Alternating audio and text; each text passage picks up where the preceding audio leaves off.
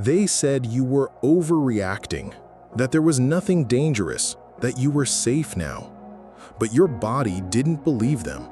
Even when you nodded, even when you smiled, some part of you still flinched, as if waiting for the next blow. You looked around the room. Soft lights, closed doors, gentle voices that seemed peaceful. And still, your hands trembled, your chest tightened, your mind screamed in silence. You asked yourself, why am I like this? Why do I panic in places that feel completely safe? And then you started blaming yourself for being weak, for being too sensitive, for being the only one who couldn't relax even when everything seemed fine. You thought maybe you hadn't healed fast enough. Maybe you weren't normal yet. Maybe you just weren't enough. But here's the truth. Safety is not a space. Safety is a state of your nervous system. And your nervous system? It's still bracing for survival. Not because you want to be anxious, but because you had to be just to survive. You weren't born afraid. You were wired to survive. Your brain didn't just learn to respond to heavy footsteps or a slamming door. It learned to detect the subtlest signals. A shift in tone, a pause in the rhythm of speech, the tightening of a jaw before someone yells, that strange silence right before someone says something cruel. You became excellent at sensing danger, not because you wanted to, but because you had to. You learned to read every glance, every breath, every mismatch between someone's words and the energy in the room. You became an atmosphere analyst, always scanning, always bracing. And now, even when nothing is wrong, you can't switch it off. No one ever told you this. Your body remembers old patterns, even when your mind says this isn't the same, because your body doesn't listen to logic. It listens to memory. If your room used to be quiet before the shouting began, then silence will never feel truly safe. If the person who hurt you also said, "I love you," then gentleness will always confuse you. If you were punished just for having needs or feelings or a voice, then even when someone asks, "How are you?" your body may still shrink. That's not overreacting. That's survival memory. So now, you walk into perfectly safe spaces and your body acts like it's back in danger again. You hunch your shoulders, lower your voice, scan every face for signs of disappointment. You plan your escape before you even say hello. And when you finally get home, alone, you crash, you spiral, you cry, and then blame yourself because you still don't know why. But here's the truth.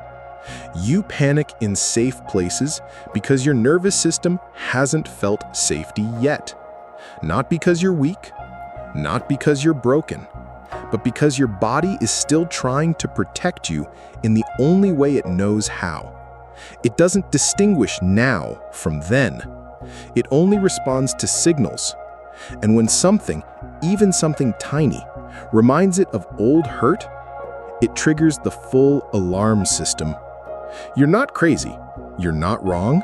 You're not too much. You are a human being who's carried more emotional weight than anyone ever saw. And if you're still here reading this, I want you to know, you are not alone. From this moment forward, your healing isn't about being normal. It's about learning to feel safe in your own skin. You deserve that.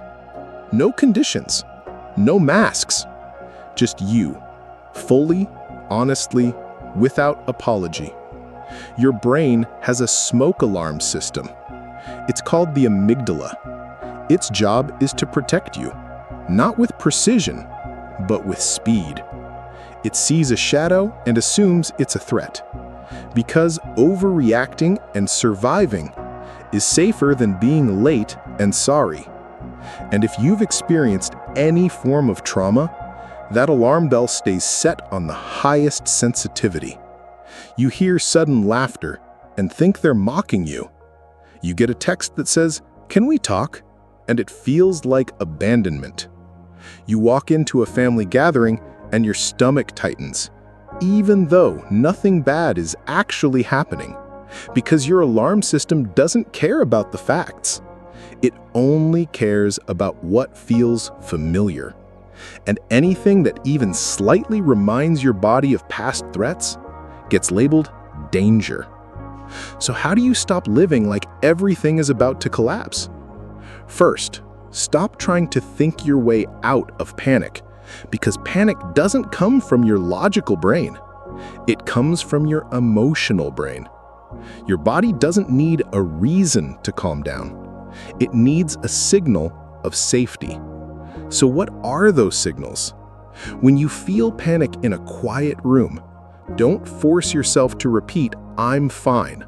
Move, breathe, hum, shake. Feel the ground beneath your feet.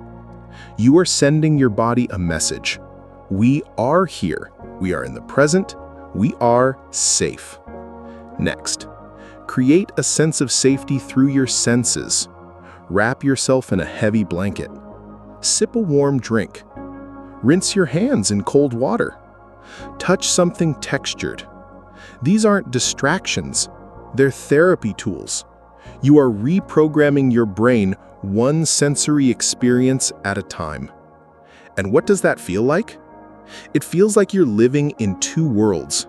One part of you is sitting at the dinner table, smiling, holding a fork, saying thank you, trying to be present. The other part is hiding under the table, screaming in silence. And the worst part? No one sees it. You feel crazy, too sensitive, unstable. But you're not crazy. You're living in a body that never truly believed it was safe to just be. Let's name something hard. You can know that you're safe and still not feel it. You can be loved and still not trust it. You can succeed and still wait for the fall. Because your nervous system doesn't run on logic. It runs on associations. And if peace never repeated itself enough times in your past, your brain won't believe it's real. If you had to perform to be loved, silence feels like exposure. You've lived your life trying to guess what others want, shape-shifting, erasing yourself just to avoid pain. You hide your emotions before they can be judged. You crack a joke before someone can criticize.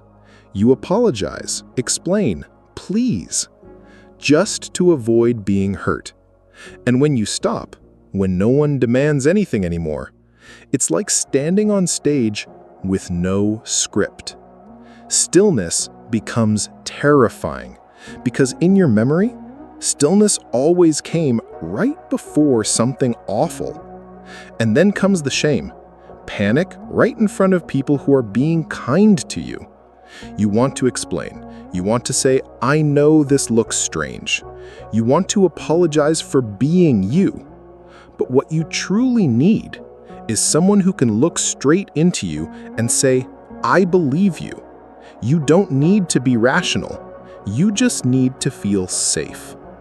Because the truth is, other people's definition of safety is not yours.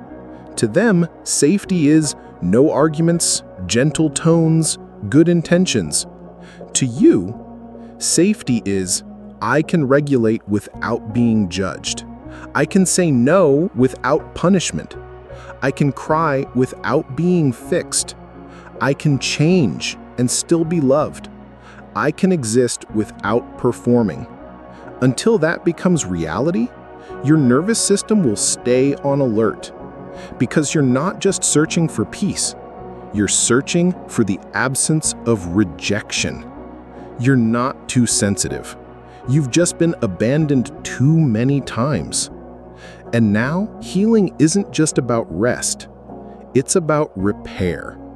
repairing your relationship with your body, with your breath, with the parts of you that were silenced in rooms filled with good intentions, but missing empathy. Start here. Every time you pause instead of panic, every time you exhale instead of hold your breath, every time you allow joy without bracing for the crash, you're rewriting yourself.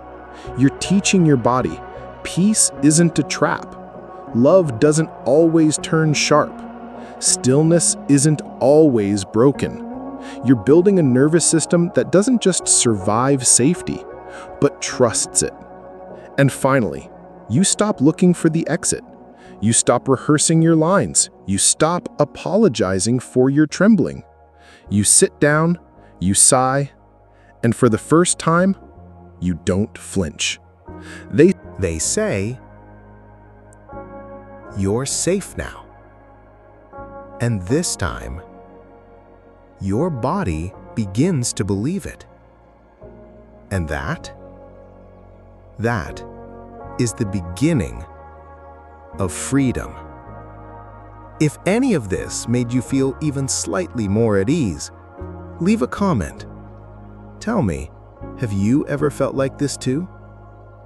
Maybe you're not the only one. And if you'd like to keep having these gentle conversations, I'll still be here, waiting for you. What story would you like to hear next? One of these, or the one hidden in your heart? Why do I feel drained around people even when they're nice to me? I didn't know I was sad until my body shut down. How do I stop pretending I'm okay and still feel loved?